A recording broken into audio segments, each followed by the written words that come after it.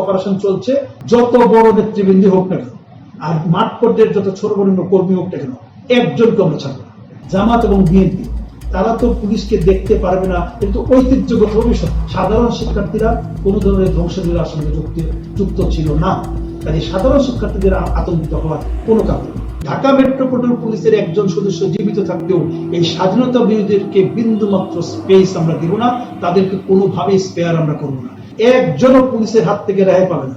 যারা প্রকৃতপক্ষে এই কোটা সংস্কারের আন্দোলন করছিল, ছাত্রদেরকে কিন্তু আমরা তাদের সঙ্গে একটা সৌহার্দ্যপূর্ণ সম্পর্ক বজায় রেখেছি, যাতে তারাও কোনো খারাপ কিছু না। এবং এখন পর্যন্ত সাধারণ ছাত্ররা কোনো ধরনের যে ধ্বংসাত্মক যে কার্যকলাপ, এর সঙ্গে সাধারণ ছাত্রদের বিন্দুমাত্র কোনো সংসদ নেই।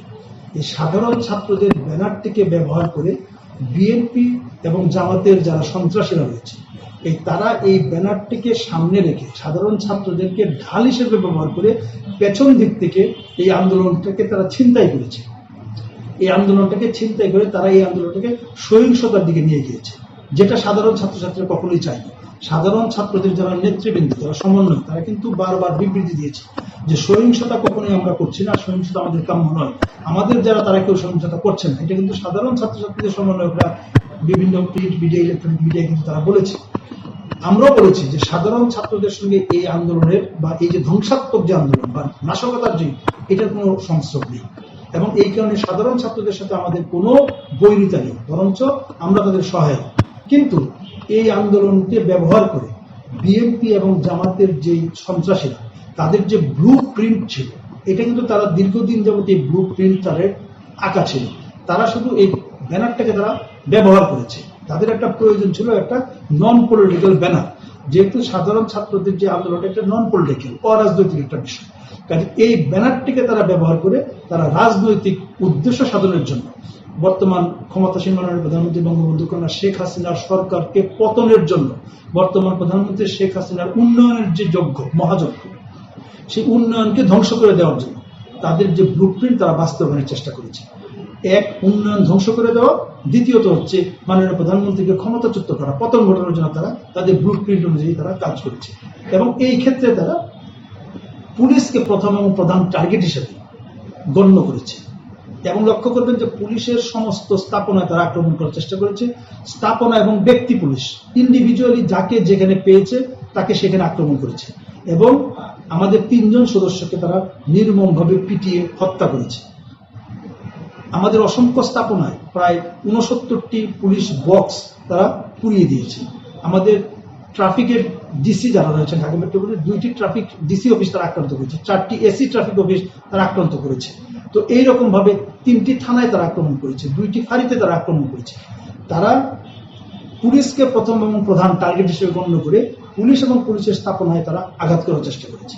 কিন্তু আমি এই ক্ষেত্রে স্পষ্টভাবে বলতে চাই, এবং ঢাকা মেট্রোপলিটন পুলিশ তাদের এই ব্লুপ্রিন্ট বাস্তবায়ন যেন করতে না পারে, তার জন্য আমরা আমাদের প্রত্যেকটি সদস্য যতটুকু জীবনটা শুধু রেখে সর্বোচ্চ শ্রম দিয়ে তারা প্রার্থনা করবে, আন্তরিকভাবে তারা কিন্তু এদের এই শত্রুদের বিরুদ্ধে, এই যে যারা এই ধরনের নারকীয় সন্ত্রাস যারা করেছে, যারা সেতু ভবন পুড়িয়ে দিয়েছে, যারা ত্রাণ ও দুর্যোগ অধিদপ্তর সেটি পুড়িয়ে দিয়েছে, ডেটা সেন্টারে আক্রমণ করেছে, তারা টোল প্লাজাগুলি ধ্বংস করে দিয়েছে, এরকম অসংখ্য জায়গায় তারা কিন্তু এই নাশকতাগুলি করেছে।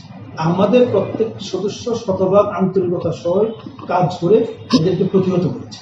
এবং আমরা দৃঢ়তার সঙ্গে বলতে চাই যে পুলিশকে আক্রমণ করে পুলিশের মনোবল কখনোই ভাঙা যাবে না। পুলিশকে তারা আক্রমণ করার একটাই উদ্দেশ্য, মহান মুক্তিযুদ্ধের মধ্য দিয়ে এই বাংলাদেশ পুলিশের সৃষ্টি। মহান মুক্তিযুদ্ধে প্রথম বুলেটটি ফায়ার করেছিল পাকিস্তান আর্মির বিরুদ্ধে আমাদের রাজারবাগের পুলিশ সদস্যরা, গর্বিত পুলিশ সদস্যরা। তাদের উত্তরাধিকার হিসেবে আমরা এই স্বাধীনতা বিরোধীরা যেহেতু পুলিশকে দেখতে পারে না, পুলিশকে তারা প্রথম এবং প্রধান টার্গেট মনে করে, কাজে আমাদের একজন সদস্য জীবিত থাকতেও বঙ্গবন্ধু কন্যার কোনো ক্ষতি করতে আমরা দেব না। বর্তমান যে গণতান্ত্রিক সরকারের যে সরকার পতন ঘটাবে, ঢাকা মেট্রোপলিটন পুলিশের একজন সদস্য জীবিত থাকতেও এই স্বাধীনতা বিরোধীদেরকে বিন্দুমাত্র স্পেস আমরা দেব না, তাদেরকে কোনোভাবেই স্পেয়ার আমরা করব না। তাদের জন্য যা কিছু করা প্রয়োজন, যত কাজ করা প্রয়োজন, আইনের সর্বোচ্চ প্রয়োগ ঘটানোর যদি প্রয়োজন হয়, আমরা আইনের সর্বোচ্চ প্রয়োগ ঘটাতেও আমরা এক বিন্দু দ্বিধাবোধ করব না। কাজেই আমি বলতে চাই যে সাধারণ ছাত্র আর জামাত বিএনপির সন্ত্রাসী দুটি আলাদা বিষয়। সাধারণ ছাত্রদের সঙ্গে ঢাকা মেট্রোপলিটন পুলিশ তথা বাংলাদেশ পুলিশের কোনো ধরনের কোনো বৈরিতা নেই। আমরা তাদের সমস্ত প্রোটেকশন দেওয়ার জন্য প্রস্তুত রয়েছি, কিন্তু তাদের ব্যানার ব্যবহার করে, সাইনবোর্ড ব্যবহার করে যদি জামাত বিএনপি কোনো ধরনের ধ্বংসাত্মক ক্রিয়া ভবিষ্যতে করার চেষ্টা করে, তাদেরকে সমুচিত জবাব দেওয়ার জন্য ঢাকা মেট্রোপলিটন পুলিশ প্রস্তুত রয়েছে। এবং গত যে নাশকতা তারা করেছে, এই নাশকতায় এখন পর্যন্ত 229টি মামলা রেকর্ড করা হয়েছে এবং 229টি মামলা কিন্তু অসংখ্য আসামি কিন্তু আমরা প্রায় 28-29 আমরা আসামি কিন্তু গ্রেপ্তার করেছি।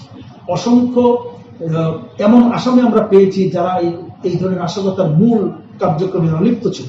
আমরা তাদের কাছ থেকে অনেক তথ্য পেয়েছি, তারা কেন করেছে, কারা এর পিছনে মদত দিয়েছে, এবং এর পেছনে দেশীয় যারা রয়েছে এবং বিদেশে বসে বসে যারা তাদেরকে যোগাযোগ করছে, পয়সা বিনিয়োগ করছে, পরামর্শ দিচ্ছে, এবং দেশে যারা যারা পয়সা দিচ্ছে, এই আন্দোলনে অনেক পয়সা বিনিয়োগ, টাকা পয়সা এখানে বিনিয়োগ করা হয়েছে। এই বিনিয়োগগুলি কারা করেছে, কেন করেছে?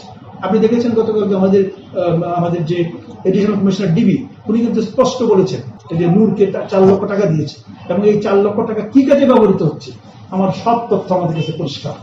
কাজে এখন আমরা কিন্তু অপারেশন চলছে, যত বড় নেতৃবৃন্দ হোক না কেন আর মাঠ পর্যায়ের যত ছোট বড় কর্মী হোক না কেন, একজনকে আমরা ছাড়ব।